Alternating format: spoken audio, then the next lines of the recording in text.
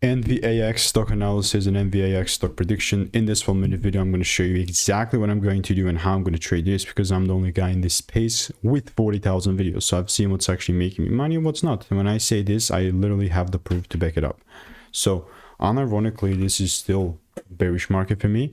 Not in a way where I'm just trying to, you know, go against the grain and be the pessimist here. No, it's just the truth. You know, I do have a lot of previous receipts, even in my Discord server, that I've been covering this thing on.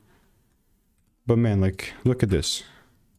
Even my most recent prediction that was a break even was already a sell side idea. Like even right here, you know, and that's where it actually stems from. So if there is a second break beneath 592, then I'm still going to look to take it down. Randomly selling, it's not going to be an option. But if you ask me, Mr. Sicko, when is this thing really going to be a buy or bullish?